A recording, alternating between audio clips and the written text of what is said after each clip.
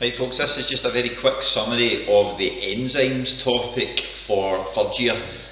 Once you've watched this video a few times, feel free to replay it, watch it as many times as you need to get all this into your head. Take your time with it, and at that point, once you feel ready, I'm going to post up a mind map for you to complete, and also the homework on forms for you to complete as well. I'm going to set, I'll give you the full week next week to do that. So I'll set the homework for the end of the week. That will be your work this week. At that point, we'll then move on to the next topic, where I will do a couple more YouTube lessons for you to watch and rewatch. This way, you're watching it by yourself. You're not being necessarily put off by anybody around you. If you think, oh, I don't quite get what he said there, you can rewind it and listen again and watch again. So please use these videos the way they're intended. So anyway, moving on to the enzymes topic I said we would start with. Enzymes, as you should know, are made of protein. There are other proteins you need to know about as well. So at the very start of this topic, we talk about the fact that we have hormones, which are chemical messengers. We have receptors, which are found on particular target cells. We have antibodies, which fight infection, help to fight infection in the body, and we also have enzymes. And enzymes, as we should know by now, speed up chemical reactions. So to summarise then, they're made of protein.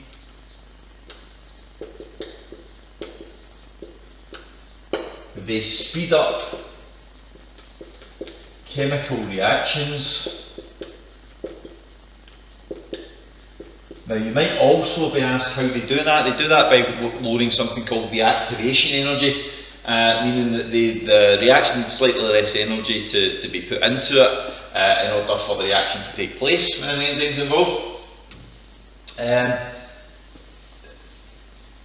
They are what we call biological catalysts as well. Now, what that means is that not only do they speed up a chemical reaction, but they remain unchanged at the end of it. So they remain unchanged.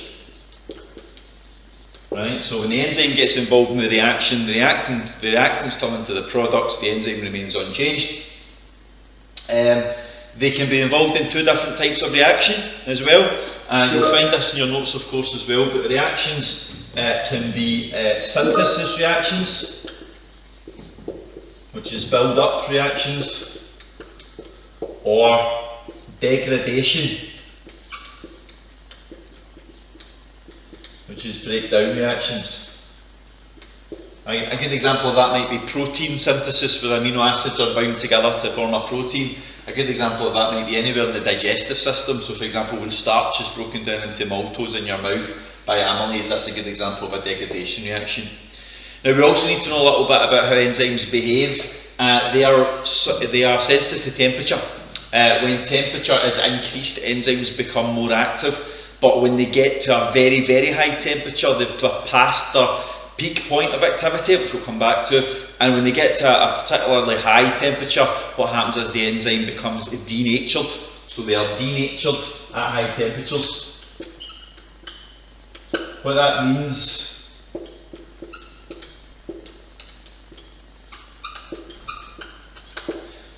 is that the active site has changed shape.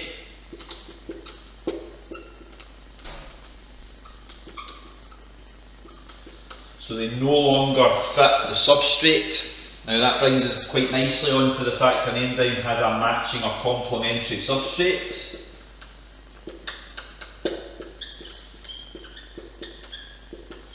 There is one single complementary substrate for every enzyme, meaning the enzymes are specific. So remember that word as well, specific. Quite a lot in this one. Now I said we'd come back to this idea that as temperature increases, an enzyme becomes more active, but at very high temperatures it becomes inactive because the active site has completely changed shape. In between that point, there is a point in time where, or a point of condition where the enzyme is most active. Now there's a point of temperature, there's also a point of pH where an enzyme is most active, and we call that point the optimum temperature. Optimum. Now remember that if you're ever asked about an optimum temperature or an optimum pH, you don't say it's when an enzyme works best. you talk about when it's an enzyme is most active.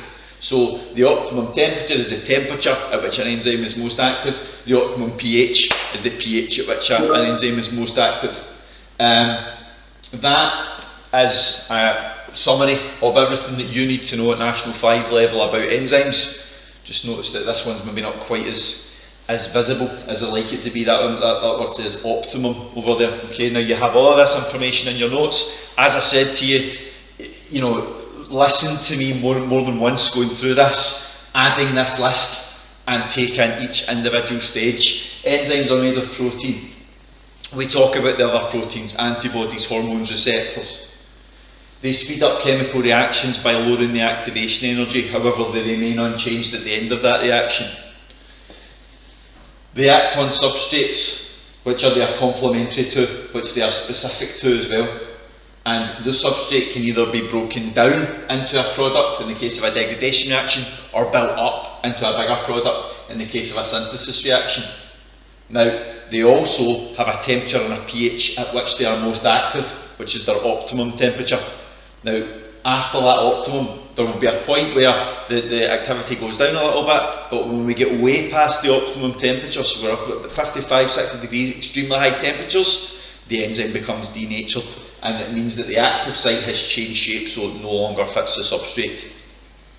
Okay, so that's the same information really summarised in a slightly different order. So you watch this a couple of times, rewind the bits you're not sure of, use your notes alongside this video, and when you feel confident, you can then embark on trying the mind map, which, as I said, I'll post up, and the homework exercise, which I'll post up, and you'll have until the end of next week to do that, the 15th, Friday the 15th. Now, bearing in mind, guys, this is really your only biology work, that there should be nobody has any excuses. Now, I will be online throughout the week. If you have any questions, post them up on the team, email me if you need to as well, and I'll be able to respond to that. But you know, your work is going to be on Teams from here on in for the next few weeks anyway, hoping I'm going to see you very soon. Once we have completed next week, up to Friday the 15th, at some point towards the end of next week, potentially next Thursday, I will post up a video of the next topic, and you can listen to that lesson and take your time through it. Watch the video more than once, rewind it, fast forward it, whatever you need to do to get that information into your mind, and we'll continue that pattern. Now, it hopefully won't be long before I see you properly, but until then, this is the way we'll operate. Okay? Any problems, let me know, just ask.